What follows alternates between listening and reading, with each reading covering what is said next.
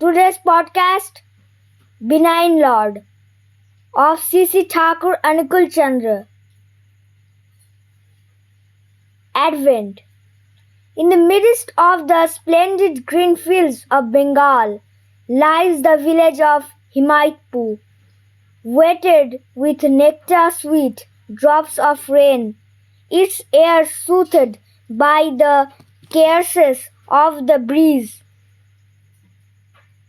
This Himayatpur is the place where nature rejoices, where the imaginings of the poets are to be found in reality. At its front, to the south of the river Padma, flows its holy water laps the bank here and flows on toward the boundless destination in the sea.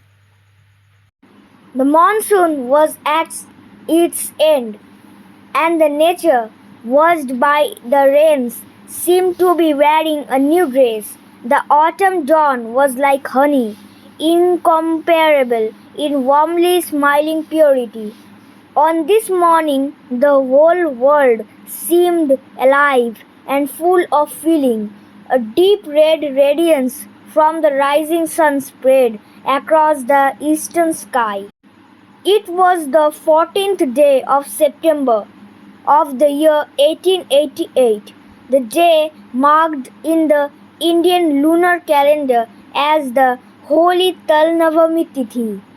At 7:05, the lying-in room became brightened with a divine light and an indescribable feeling of immense delight spread through the whole atmosphere. It was the great and auspicious moment of the birth, and the women in attendance were struck with wonder at the radiance of the boy mother Manomohini had born. In answer to the woeful cries of the strayed wayfarers of this world, the deluded, troubled, and helpless ones, the Supreme Lord, whose worship is taught in the Vedas, the ultimate goal of spiritual practice, came down to us on this day. The lifelong prayer of Mother Manomohini was thus answered. Christened Anukulchandra, he would grow up to be a man whose unbounded love, compassion, and sympathetic yet vigorous endeavor to lift man from the mire of his own passions and initiate him to the life divine in years to come would remain etched in golden letters.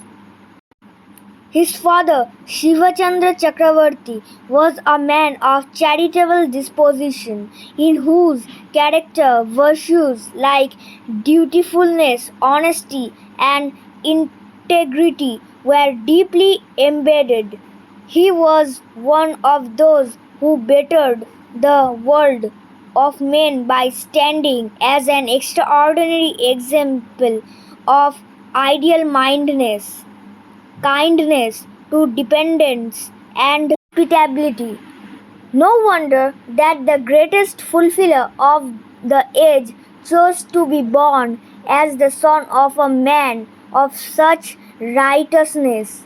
He reminds us in his qualities of his namesake, Lord Shiva.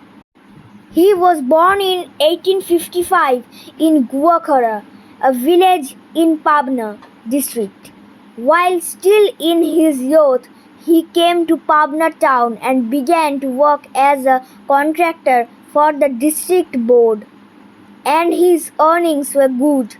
At the age of 24, he was married to Manomohini Devi, the daughter of Ramayendranayan Chaudhary, a landowner of Himayatpur.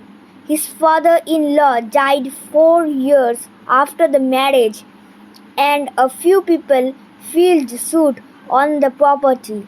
On the request of his mother-in-law and the consent of his family, Shivachandra left his home in Guakhara and took up permanent residence in Himayatpur. The life of Mother Manamohini is full of miraculous and glorious events. We can hardly cease regarding a woman of such virtues with reverence.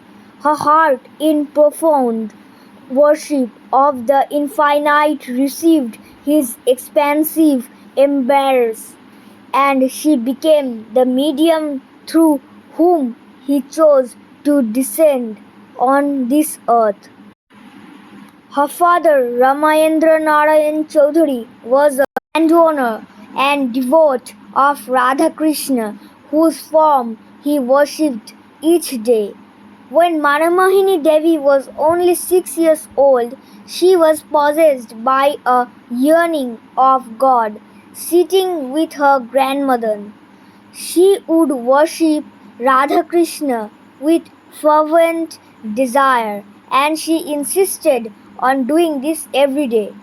One day her grandmother said to her, "To worship one has to know mantra, the holy name." So the desire to obtain the holy name arose in her heart, and which by the day became only stronger. But who was there to initiate her?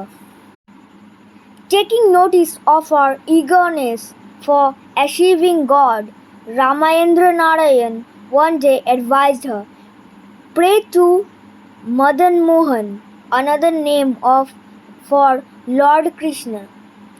He will give you initiation."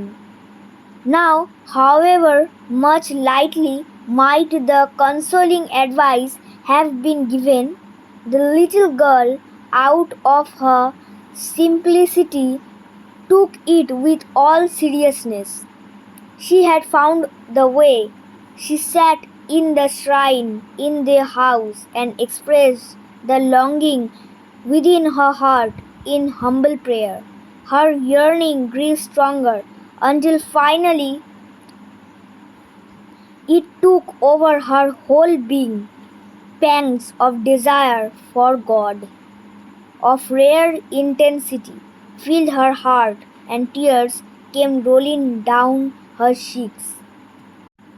On a night so still that the whole world seemed to have fallen asleep, Manamohini Devi went into the shrine with her brother Loha, Yogendra Narayan. He fell asleep after some time, but Manamohini's heart was trembling with eagerness to attain God. All at once, an effulgence illuminated the shrine, and Manamohini saw in amazement a person radiant with divine light sitting at the place of Radhakrishna. He was smiling sweetly, and love oozed from his eyes. Before this divine man, seated on the throne of Radhakrishna, shimmered four golden letters. Manamohini's soul resonated with the universal vibration, and her heart overflowed with joy in having received the holy name. Many years later, while she was visiting the home of Vindhyavasini Devi, a distant relative, the photograph of a man caught her attention. She felt a strange sensation in her body and dropped down in a faint. The picture was of the same great man she had seen in her vision, but who was he? She came to know that he was Sri Hujur Maharaj, the great saint and spiritual guide of Agra Satsang in western India. After some more time passed, she was eventually able to go to him and bow down at his holy feet.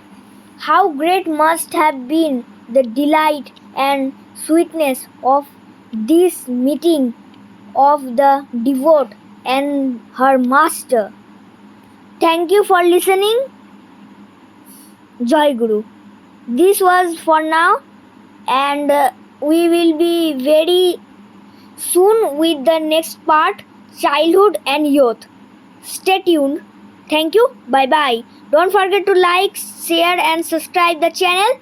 Thank you, Joy Guru. Bye bye.